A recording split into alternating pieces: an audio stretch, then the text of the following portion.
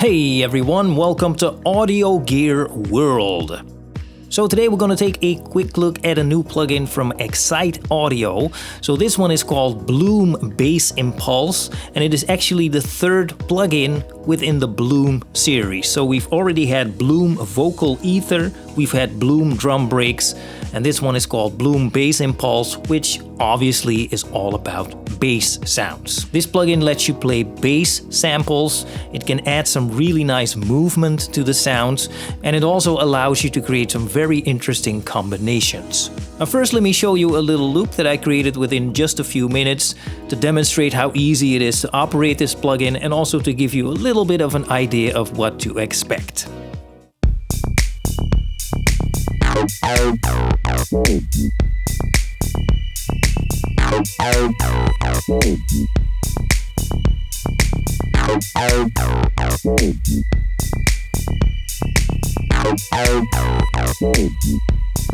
You get the idea. Okay, now let's take a look at the interface. So the interface has two different pages, or you could say maybe three.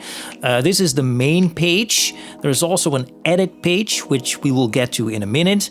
And then there's also an overview of all the samples. You could consider that also a page in and of itself. Now, at the bottom of the main page, you can see some triangles. These represent a keyboard. So the white keys are corresponding with samples. So we have 14 different samples over here.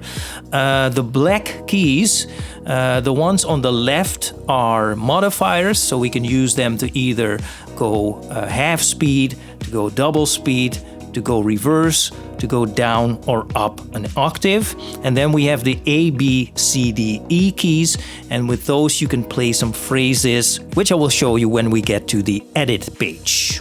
Now let's just touch some of these samples to give you a little bit of an idea.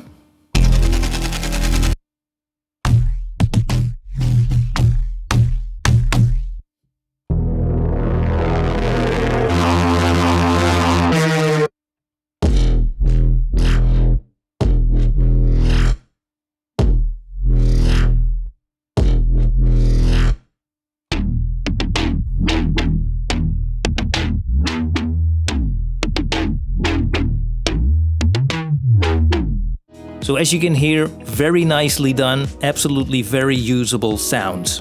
Now if you want to see all samples this thing comes with, as I mentioned, there is an overview we can access. We do that from down here.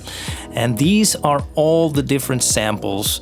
And each of these samples can be dragged down to the keyboard to activate them, or you can just drag down an entire bank like this. Now we can also randomize the keyboard with this dice icon down here. If you want to set the key, we can do that from here.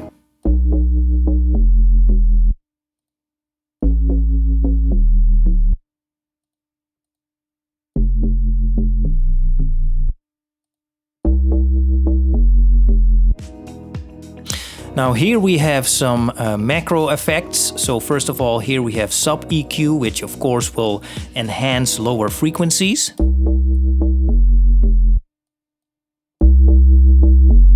All right. Here we have noise, which will add some noise, of course. Here we have crush, which will add some saturation. And then here we have width, and that is pretty self-explanatory. We have some additional effects over here. So we have saturation, filter, reverb, low cut and high cut. We can set the parameters over here. We can also fine-tune them on the edit page. Now speaking of the edit page, let's go there. So as you can see, it looks a little bit more complicated, but it's really not. So it has three different sections. The top section is the sample editor, and with this, of course, we can edit the sample. So we can shorten it, for example. We can make it go backwards, reverse. We can change the playback speed. Let's see, we have some attack, release, pan and volume settings, pitch, fine tune and formant. So quite a few options to edit the sample with. Now the bottom section, as I mentioned, here we can fine-tune the saturation, filter and reverb effects. And the middle section is the phrase player. Now as you can see, phrase A has been selected. That corresponds to the A key on the keyboard, which I mentioned a few minutes ago. This is basically a 16-step sequencer, let's call it that.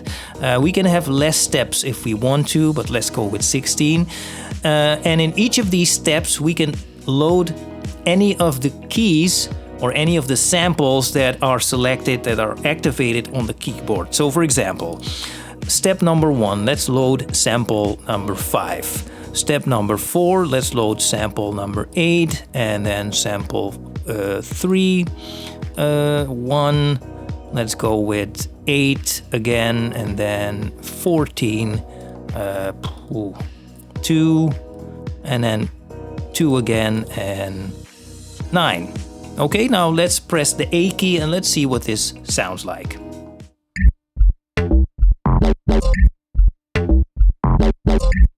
Alright, we can also make it go reverse, in reverse.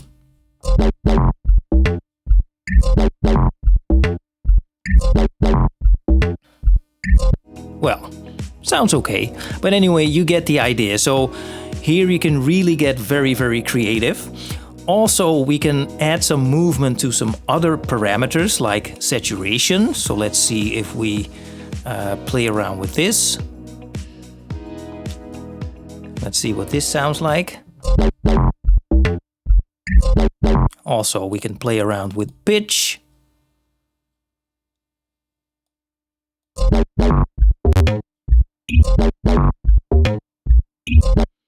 Filter.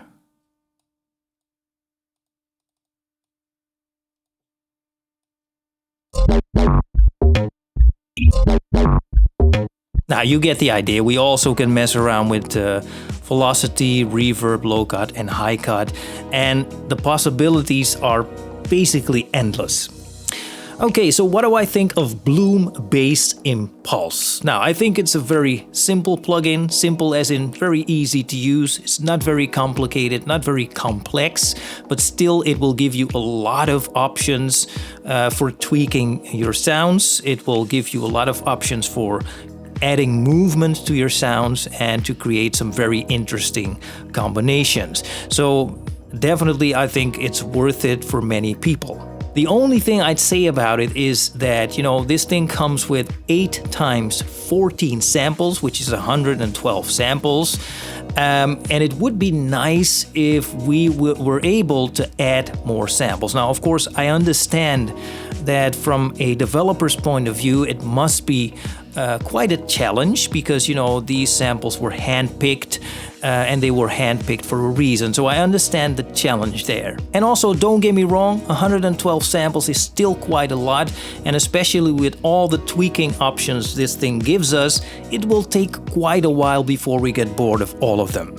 But still, would be nice if maybe in future iterations we could get some additional sample packs or something like that.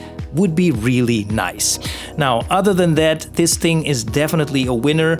Thumbs up for Bloom Bass Impulls. So go check it out for yourself. Let me know what you think about it.